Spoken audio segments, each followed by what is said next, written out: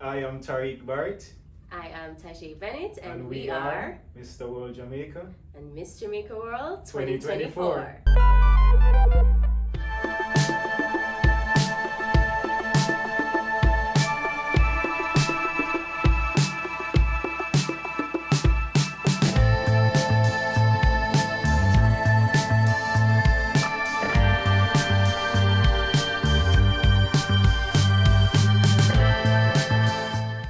Hi Tajay, Hi, a Terry. question.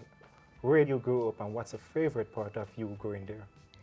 I grew up in Spanish Town, and I think that one of the best part of being growing up in Spanish Town is that I got to be a part of that history, and I got to learn so much about the history in Yes. Spanish Town because we have the old capital, and then we have Flatbridge, and then we have the river. So that was my favorite part. And I mean, we have the hospital, and the hospital, my grandmother works there, so I was always there too. So that was my favorite part about growing up in Spanish Town. I'm a Spain town girl. Spain too. All right, nice. Yeah. Where did you grow up, and what was the best part of, or your favorite part of growing up where you did? I grew up in a similar community like yours, an inner city community, Mountain View. I was born and raised there. And I'd say the best part of living in Mountain View is the community. You know, as a child, you're growing up and you're interacting with the different, children. Yeah. Playing hide and seek and all of that around the community. So I would say that's the best part of growing up in Mountain View, just the community. I think one of the things that I like about Mountain View is the view itself. Okay. My grandmother, on my mom's side, that is, she used to live in Mountain View, and the view was amazing. So I really love that. So, it should be such an amazing thing, enjoying that view, coming home to that Yes. view every day. And it's the best part about that. I live close to the hills, sometimes Oh. I went in the hill just to take Yeah, in the just, view. It's yeah. amazing. That should be really good. Yeah. Okay. When you were a child, what did you want to be when you grew up? I know this is not going to be surprising to you. Remember when you asked Yeah.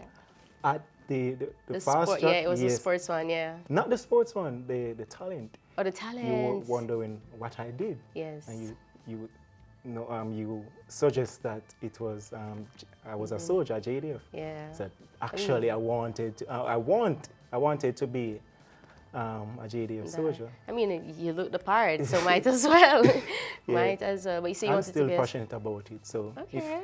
when I'm finished with my reign, I'll probably Okay. venture into it. That should be really good, Yeah, really nice. good. I like that. Well, I wanted to be so many things when I was a child. I wanted to be a nurse. And then Interesting. I was in the hospital for a few weeks because I had some complications. And my mind completely went from that because I'm like, this is not for me. So it was a no-no. I wanted to go into law. I had a passion for law when I was in high school, and I still have that passion. So I wanted to be a designer. I wanted to be a teacher at one point, but then I can't teach. Yeah. I don't feel like I can teach That's so not your well. thing, yeah. So I wanted to be so many things, but I really got the desire for law when I was in law. high school. So that has really stuck with me. And that's your thing right now. Yeah, that's my thing right now. I mean, I don't know. At one point, I even wanted to be an influencer. That's recent times, though, because I like to do the talking. But I'm with law right now, and I guess the other aspects of it will come. I guess so. Yeah. I went to Jose Marti, actually. I don't know why persons think that I went to other schools. And I mean, I'm not from a traditional high school. Came from Spanish Town. I did agriculture in high school. So I mean, I was never on the polished side. Yeah. I was always hands-on, doing the dirty work. We have the chickens to clean up. We have the callaloo to go and get. So I was always on, the hands-on type of work in high school. Yeah. In high school, I had a very colorful personality. I mean, I still do. But in high school, it was a bittersweet experience because I had a lot of personality clashes with some of my teachers. And I think I grew to understand them and they grew to understand me. And I know that them looking on, they're probably like, oh my gosh, I used to teach her. I'm so proud of her. And then growing up in Spanish Town, going back to Spanish Town right now, I have a memory for every corner of the town.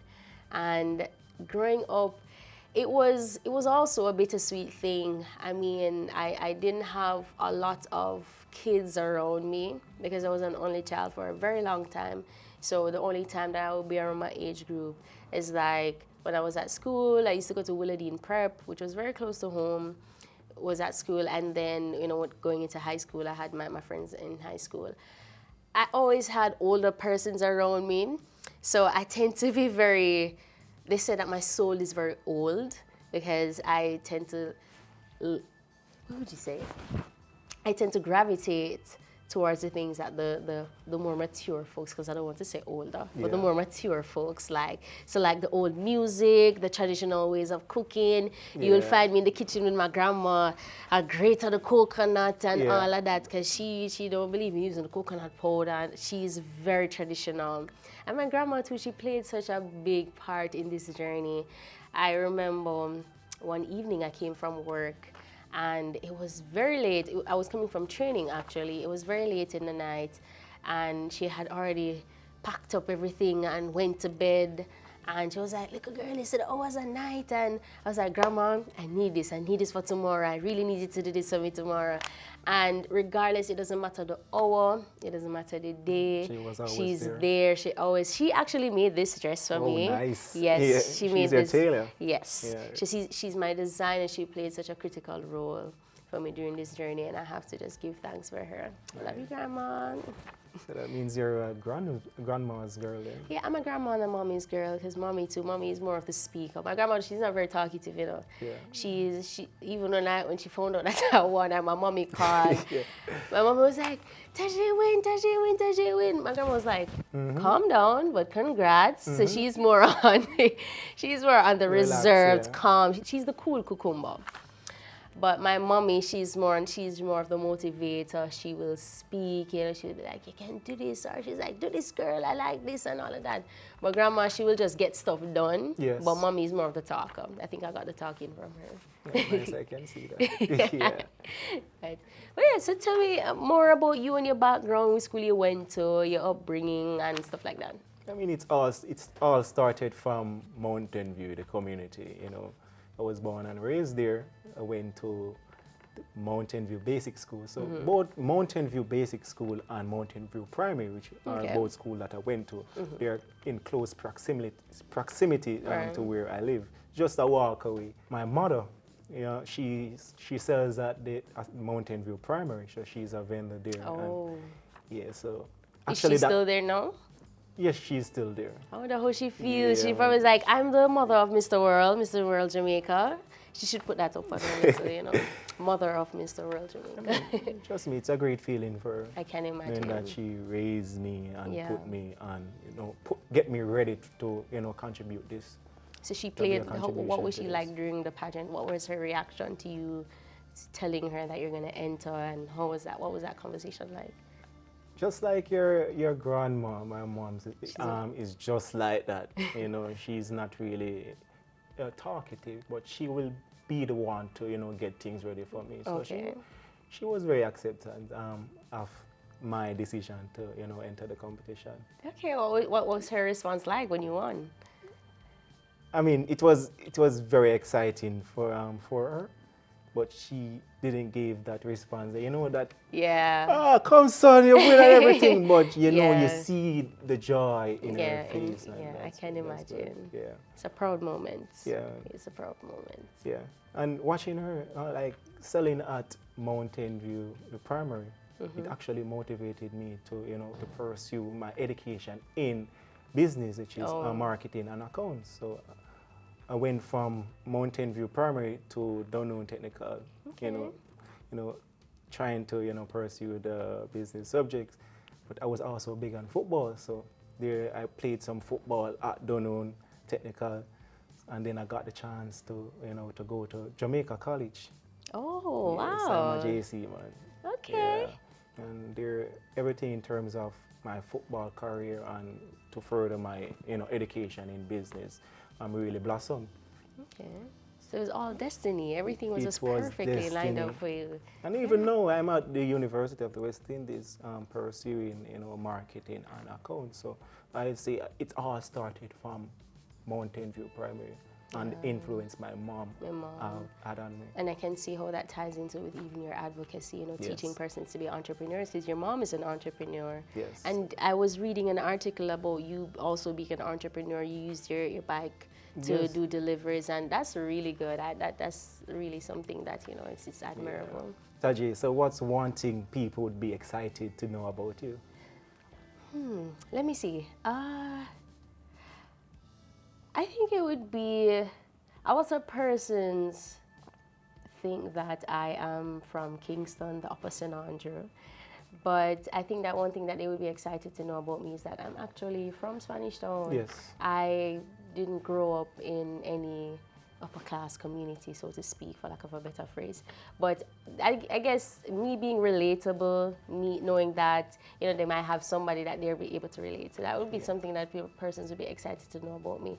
I think another thing would be probably the hot or anything. Yeah. It's probably that, and I think I want to run with it, because a lot of the times persons think that, you know, persons in law, it's not just an assumption too, because the stereotype is somewhat correct in terms of persons being more on in law being more on the stern side and the serious side. Yes. But I guess me being goofy, I'm very goofy, and I can't be anybody but myself.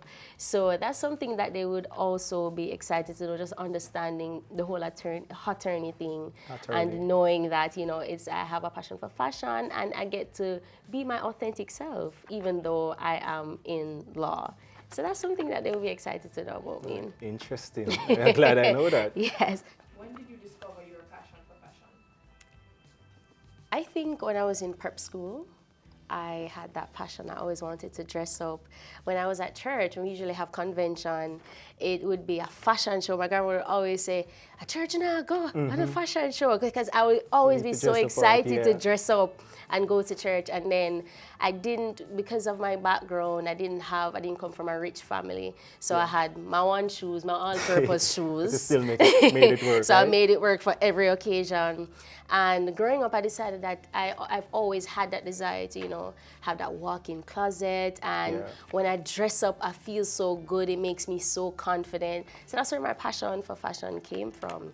You know, just coming from a background where I didn't have a lot, and experiencing or realizing how much, you know, looking good makes me feel good, and how it boosts my confidence. So that's where the passion came from. Yeah, when you look good, you feel good. Nice. Yeah. Nice. So what would somebody be excited to know about you? Well, this one, you know, I'm all about fitness. Yes, we And can all. tell. Yeah, but I don't use a gym. So that would be very much exciting to know. Wow. So I just use my, you know, community as a gym. Anything that I, you know, interact with, I use it as a gym. So if I'm down the road, you know, doing something and I can do a few push-ups, you know, I will put in that, and then, you know, at the next time, I'll do something else. So I just use that, you know, as a gym.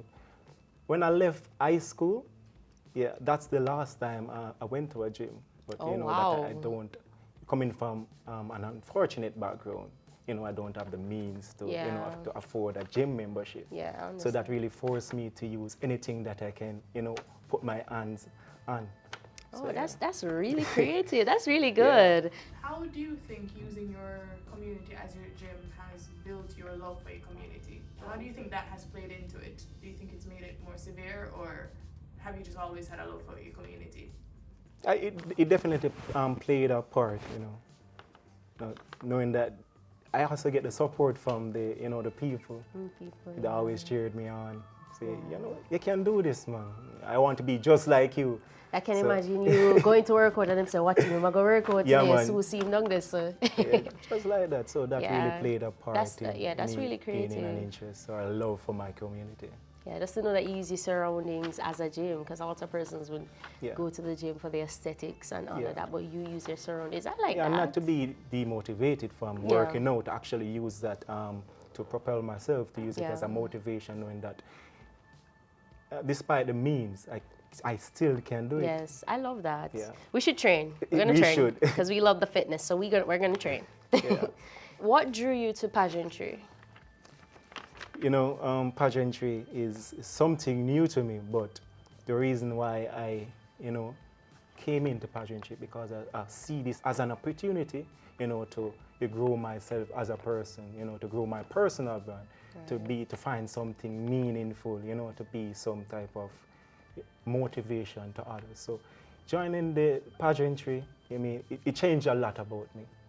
Yeah. I mean, I can definitely understand that. I mean, I have similar sentiments in terms of what drew me to pageantry, in terms of just wanting to be that role model, wanting to be that representative, because I've always said this growing up, I didn't feel like I had that representative, especially with my story. So I wanted to be that representative for young girls, for women, you know, because even since the whole coronation, so many women have reached out to me, and I'm talking about persons like who are so much more older than me. They are reaching out to me, say that I motivated them so much to do better, to be a better version of themselves.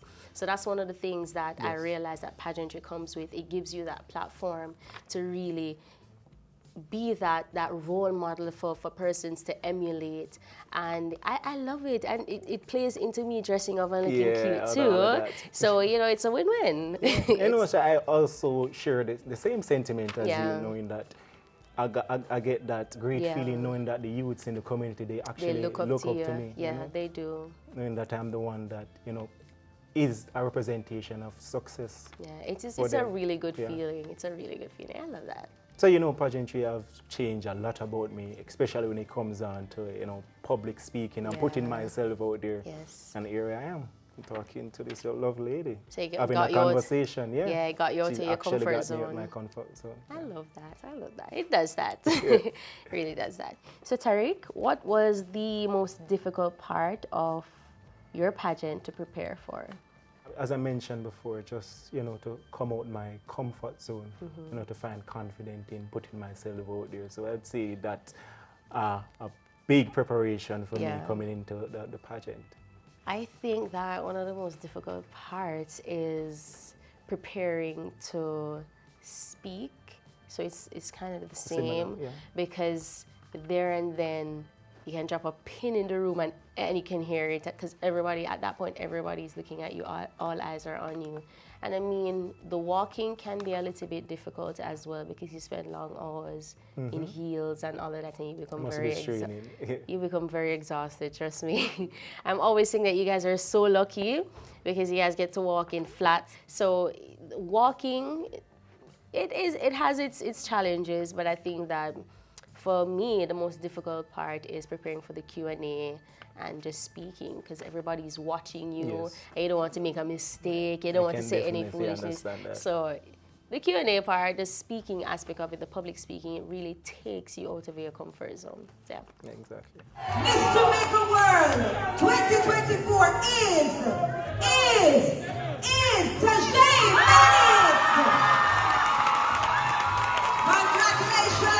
All right, Tajay, you burst into tears when you were announced as Miss Jamaica World. Tell me, what was going through your mind at that time? Boy, the first thing that went through my mind, I was like, God, I hope I'm not dreaming. I hope this is reality, because it has always been my dream to be a representative for my country, and just being able to finally get that opportunity.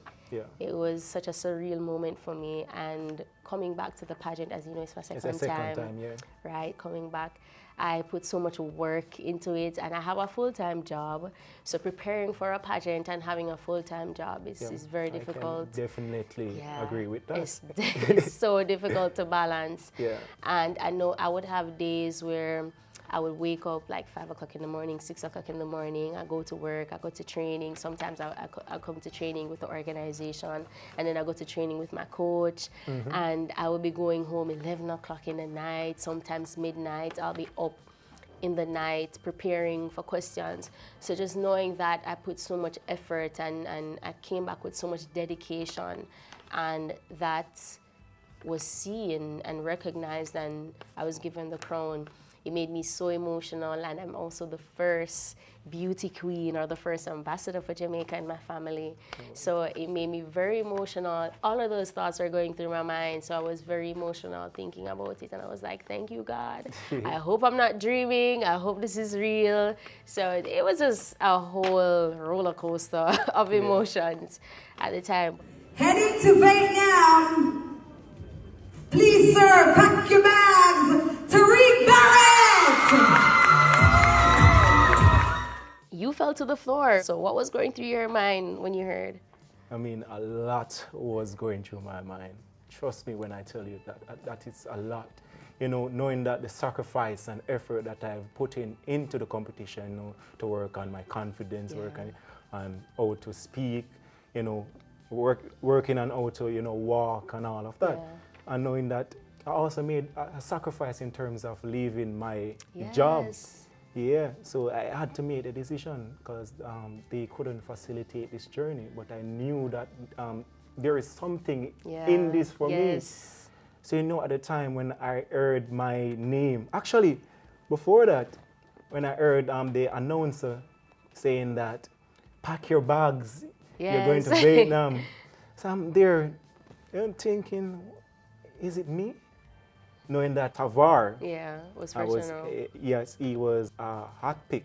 Yeah. Yeah, so being in that position and anticipating my name to, you know, to be called, and when I finally heard it, you know, all that feeling, I was emotional at that time, you know, so it was just a fall of relief, knowing that I put in everything, and this is the result of that. Yeah, I can imagine. It's a great feeling. I can imagine, because there's a lot of hard work that we put in. It's a lot.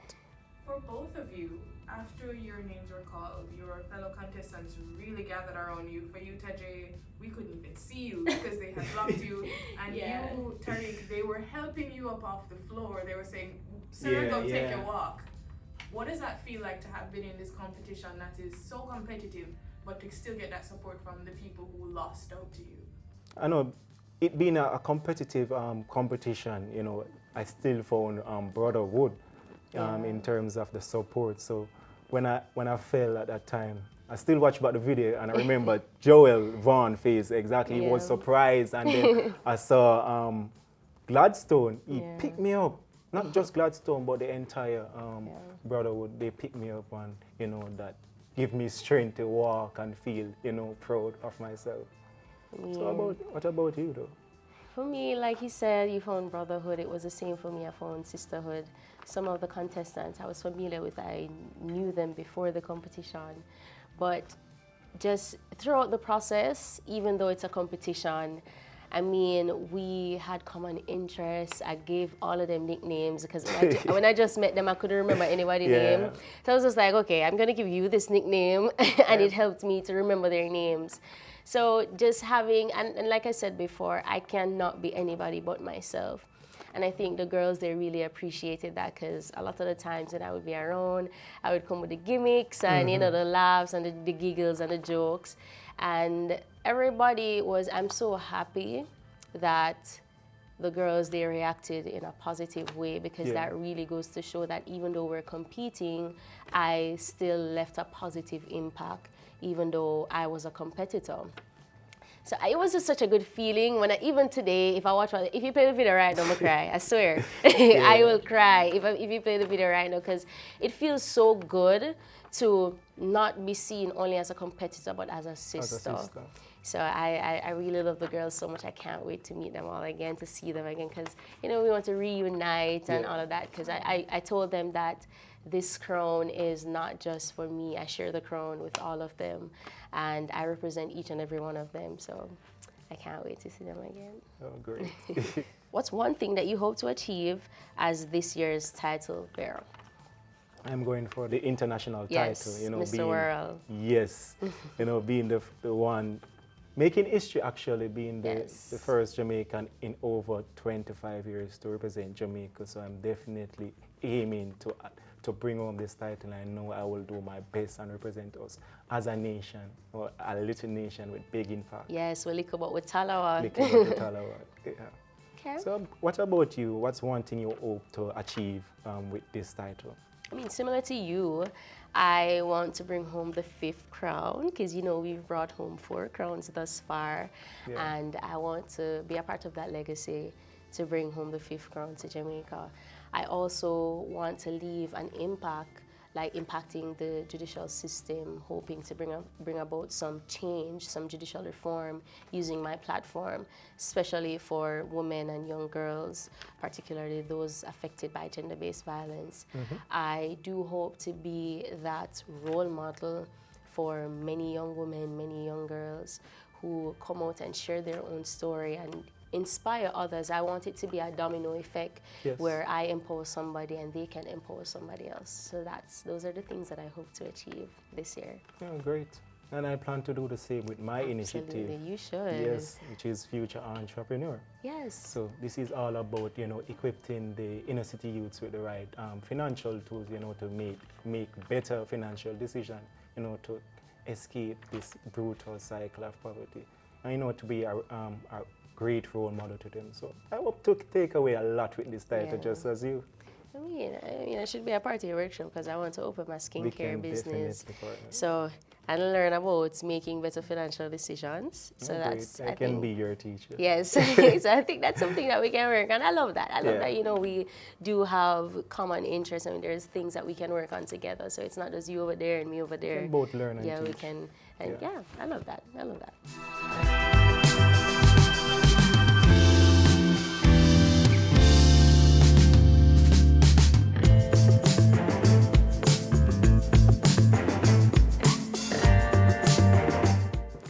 So what message do you think your skin tone sends to Jamaicans and the world about what we perceive as beauty?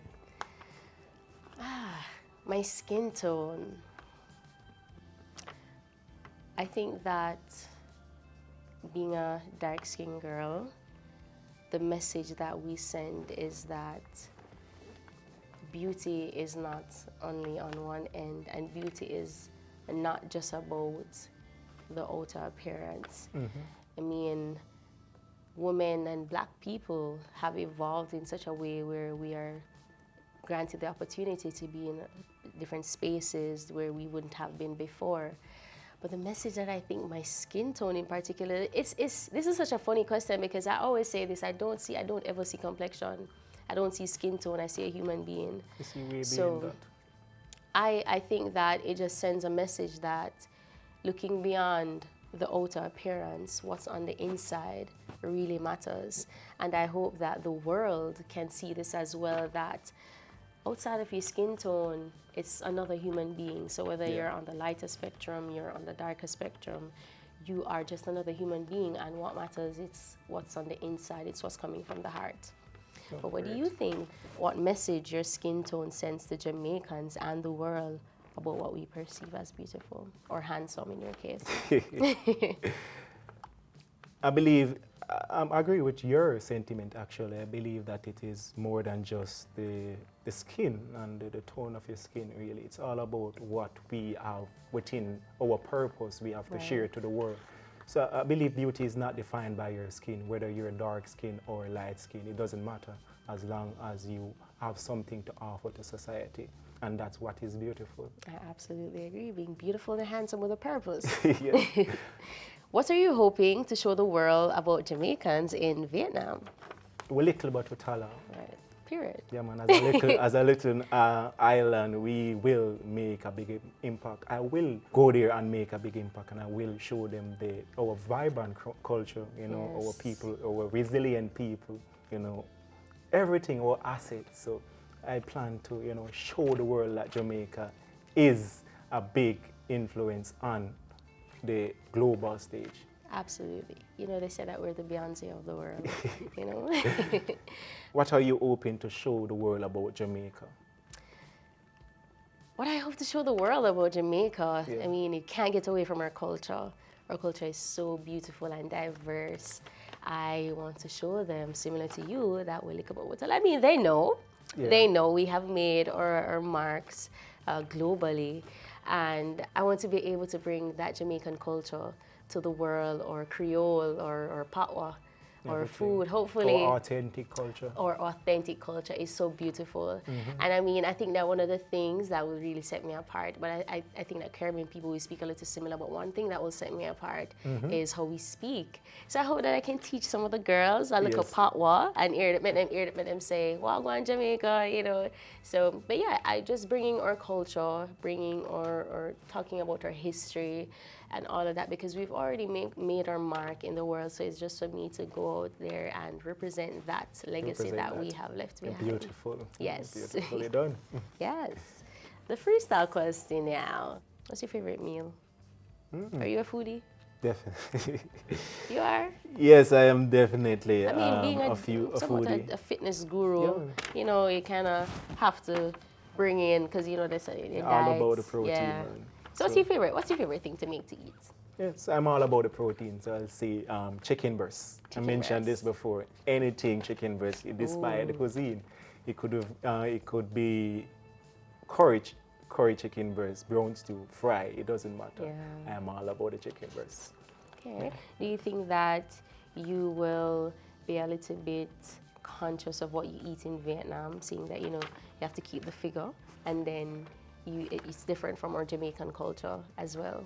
I mean, it will be different, but you know, I have the advantage. I can eat anything and get away with that. In Oh, terms wow. of staying Oh, fit. wow. I love that. I'll definitely take advantage of the different culture. I'll definitely try different foods Yes. over there. I love that. Yeah. Okay. Like, ask you the same question about food. What's your favorite food? Boy, I really hate being asked this question because I love everything, and I love a good seafood boil, and I do love jerk pork, so I tend to linger in Portland for the jerk pork, because Portland has the best jerk pork.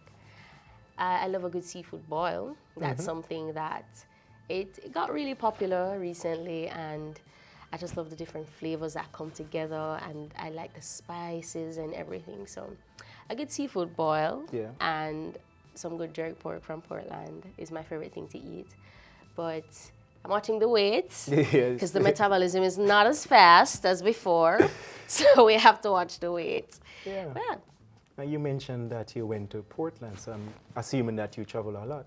So tell me some of your favorite places to travel in Jamaica. My favorite places to travel in Jamaica, I definitely do love White House in Negril. My uncle used to live there because he's a chef, so he contributes to me being a foodie. And really anywhere in Portland. I love Portland so much. It is so beautiful. The natural resources, the water, everything about Portland is just so perfect. I mean, you can get a good picture anywhere in Portland. So Portland and Negril. But the funny thing is I don't like long drives, so those are my two favorite places, but they're at the two ends of the island, and I'm kind of in the middle, you know. I understand. Yeah, but I have one more question for you. Okay. It seems that you travel a lot, so between beaches or rivers, which do you prefer? Beach. River is too cold. It is too cold, and I'm always afraid of like getting caught in a sinkhole. The rivers are so unpredictable. Yeah. I like the beach. It's always hot, and it just gives me a tropical vibe. I mean, the river does the same, but then I can't get over the water temperature. And it's also accentuates your dark skin, your beautiful dark skin. So that can play a part. We glow in the sunlight.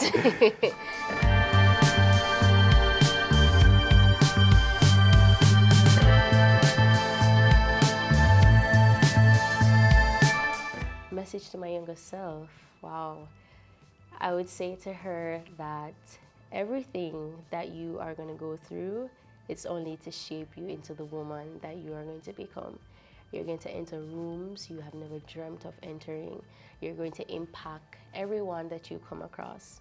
So everything that's going on right now, all of the thoughts, all of the feels, the down times, is going to shape you into a strong woman, an inspirational woman, and an empowered woman to empower other women.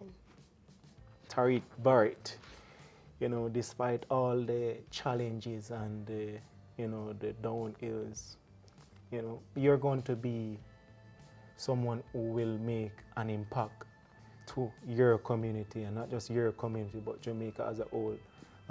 and to the inner cities across Jamaica. You're going to be the one to, to show Jamaica that there's, hope within these communities. You will shine a light, on these communities. My message to Jamaica: I plan to wear our flag with dignity and to represent us well on the global stage. I plan to let them see that we have so much more to offer as a small island.